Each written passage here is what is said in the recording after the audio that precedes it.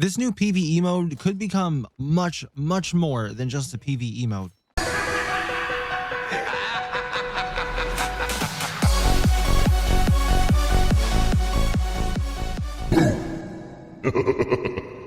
Hey guys, Nightfall here, and over the course of playing this new PvE mode, Toy Frontline, I got to thinking, why not turn this into something more? Something that I've already made a video on, I think twice now, something that a lot of people I think would enjoy in this game, a story mode.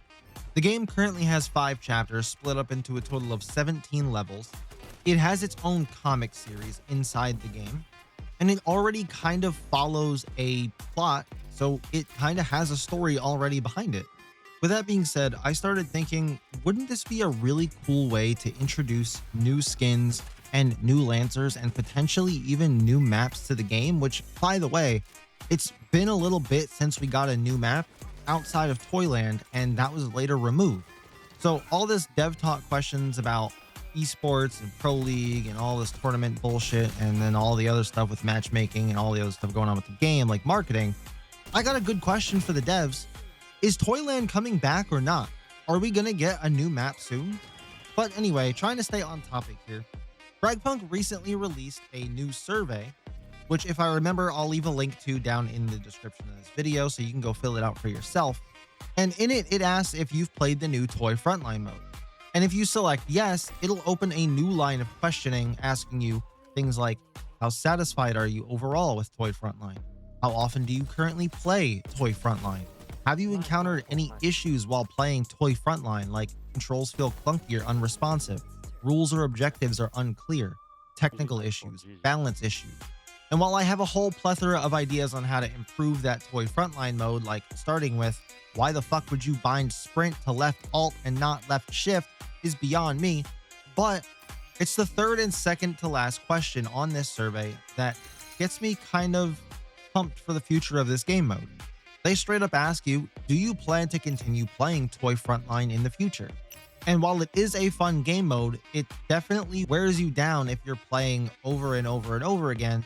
And outside of completionists, once you beat all the levels on the easy difficulty, there's really not much else to do in terms of replayability outside of just going back and playing on the harder difficulties or playing with your friends on occasion. But what if there was more? And that's where the second to last question comes into play. If Toy Frontline continues to evolve, which improvements would you like to see? Meaning, if this game mode isn't temporary and stays around permanently, would you play it and how would you make it better?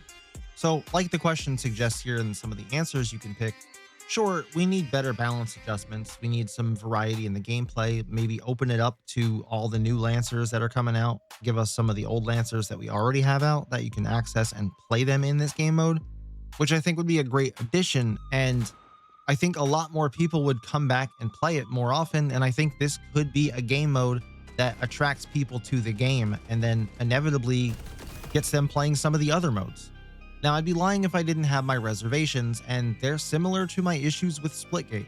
The game currently seems to lack an identity, and the only identity that they can really latch onto, they seem super hesitant to do so with the cards, because that's been a hot topic of debate. Is it ruining the competitiveness of the game by introducing RNG like these cards?